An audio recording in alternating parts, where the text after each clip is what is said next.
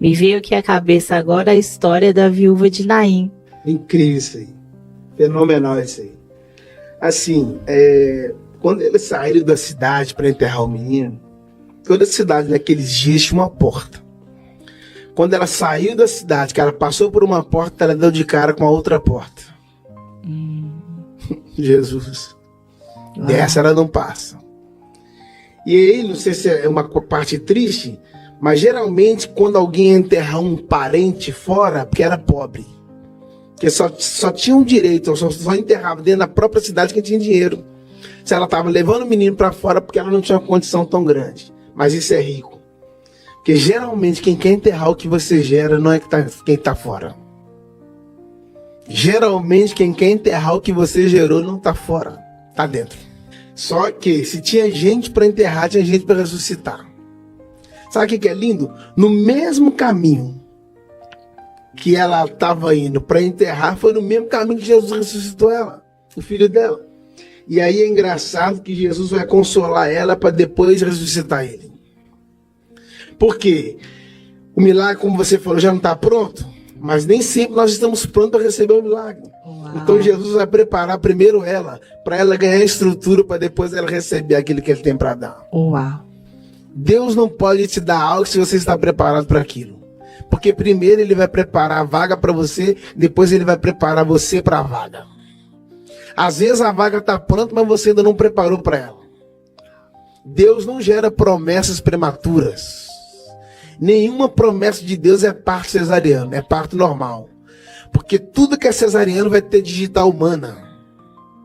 E tudo que tem digital humana tem que ter glória humana. Quando é de Deus, nasce, expulsa, desliza, flui. E aí, o mais engraçado é que quando o menino ressuscitou, sabe o que Jesus fez? Pegou o menino e entregou a mãe. Não entregou o parente, não entregou o vizinho, não entregou o conhecido. Entregou para a mãe. Por quê? Porque o que Deus tem para você, ele não vai entregar em mãos erradas. Que não é a primeira vez que a morte visita a casa dela. Ela já havia passado por aquilo antes, que a morte pegou o marido. É verdade. Agora a morte veio e pega o filho. Porque na vida, às vezes, você vai sofrer 2 pancadas no mesmo lugar. E aí, a primeira pancada dói mais, porque você nunca sentiu. A segunda dói menos. Porque a pancada da primeira te preparou para você suportar a segunda. Por isso que tem coisas hoje que não te adoecem. Hoje tem certas coisas que você não perde uma noite de sono. Alguém, rapaz, você não vai ficar preocupado com isso? Já passei nessa rua antes. Eu não posso curar feridas profundas se eu não sei lidar com ferimentos rasos.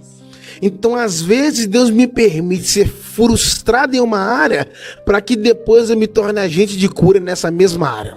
A área que você mais sofre é a área que Deus mais te usa. Uau. Mas como é que você está cuidando disso? Porque o grande médico de hoje foi um grande paciente de ontem. Eu fui atropelado uma vez, indo para uma igreja. O cara me subiu em cima da calçada e me atropelou. E aí me pegaram e levaram para o hospital. Eu estava sangrando a perna esquerda, senti que tinha um corte fundo. E aí, quando cheguei no hospital, a moça falou, tem que rasgar a calça dele. Eu falei, minha filha, tu tá maluca? Eu sou pastor, não posso fazer. Ela olhou dentro do meu olho e falou, preciso ver onde é que está o ferimento. Eita. Porque feridas escondidas não podem ser tratadas. Então, Deus está pronto para te curar, mas precisa saber se você está disponível para expor seu ferimento. Aí ele teve que rasgar para ver onde é que estava o ferimento. Entende? Então, às vezes, vai doer, mas é pro seu bem, né? Pastor, eu achei... Você fez uma live ontem, eu cheguei a assistir uma parte, eu achei muito interessante, que você estava comentando sobre aquele endemoniado de Gadareno, né? Sim, exato. Então, achei muito legal. Fala um pouquinho daquilo pra gente. Então, aquilo é fantástico. Porque antes de Jesus libertar ele, Jesus passou por uma tempestade. E aí, às vezes, nós precisamos entender que a tempestade pode sacudir o nosso barco, mas não pode tirar ele da rota. Uau. Por que que o barco não saiu da rota? Porque o caminho estava lá dentro, né? Jesus é o caminho. As pessoas estão correndo para chegar nos lugares, mas coisas extraordinárias não acontecem da noite para o dia. Semente não germina de hoje para amanhã. Porque tudo que se chama extraordinário requer tempo. Uau. Amadurecimento, tempo. Crescimento, tempo. Tudo que cresce da noite pro dia é monstro. Quem nasceu grande foi Adão, né? Uau. Nem Jesus nasceu grande. Uau. Jesus chega em Gadara, o homem está endemoniado, todo amarrado, correntado. Ele está num ambiente... Isso é muito forte, isso aqui. Que a Bíblia diz que ele estava entre os sepulcros. Ele estava entre sepulcros. Então, peraí. Ele não era morto, mas estava no meio dos mortos. Ele não era um morto, mas estava no meio de defunto. Então, o problema não é quando você está no ambiente. O problema é quando aquele ambiente está em você. Você pode estar num ambiente onde está todo mundo depressivo e você não ter a depressão deles. Então não permita que aquilo que está em sua volta contamine seu interior.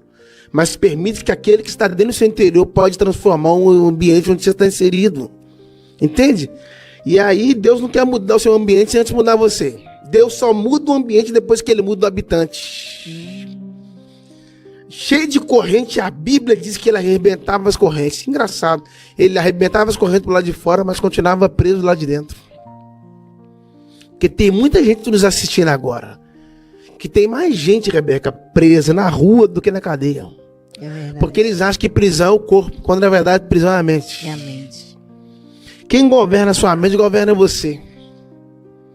O inimigo não quer acessar seu corpo, ele quer acessar a sua mente. Porque se ele tem acesso à sua mente, ele vai ter acesso a você. Jesus foi lá e não quebrou corrente. Não libertou ele por fora, libertou ele por dentro. Quando Jesus liberta aquele homem, isso é muito extraordinário. Porque a Bíblia diz assim, ó, que ele estava entre os sepulcros e quando ele viu Jesus, ele correu. Correu para Jesus, peraí. Ele estava entre sepulcros, ele viu Jesus, ele correu para Jesus, porque ele estava perto dos mortos, aí quem apareceu foi a vida. A vida. Por que Jesus não correu até ele? Ele que correu até Jesus.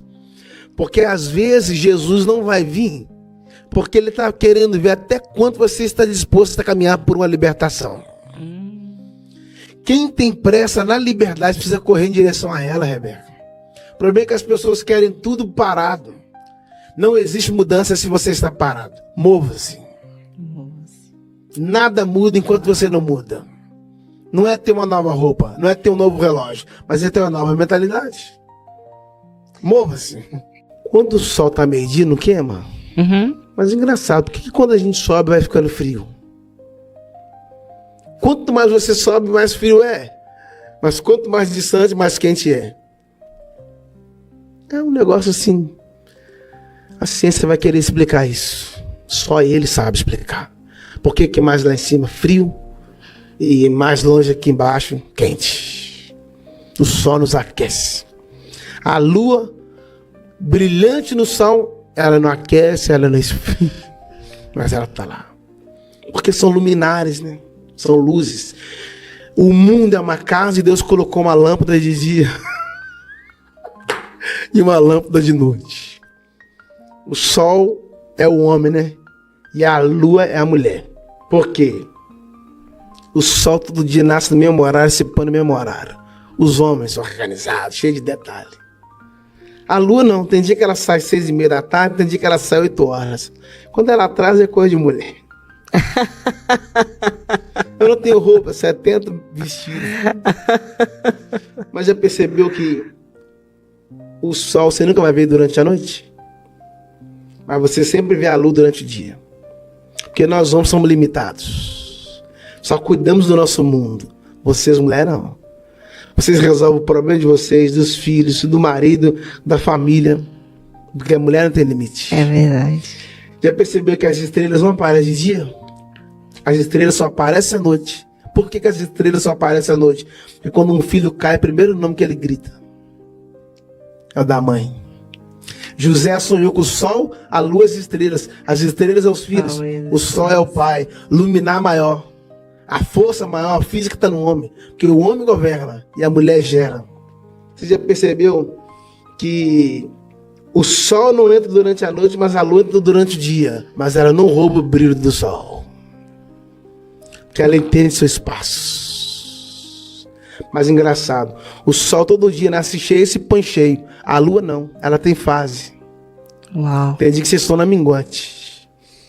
Vocês estão tristes do nada, ninguém sabe o que aconteceu. Mas da minguante vocês vão para a lua crescente, é quando as forças começam a revigorar. Da crescente vocês vão para a lua nova. Lua nova é quando as novidades de Deus se apresentam. E no final vocês terminam na lua cheia. Lua cheia, a noite parece dia. Porque fases não são eternas. Processos não são eternos. Processos não duram para sempre. Não dura para sempre. O processo é o fundamento do propósito. A dor do seu processo fará você viver um nível de propósito. E esse nível de propósito fará você alcançar uma vida de promessa. Ninguém chega na promessa sem processo. Sem processo.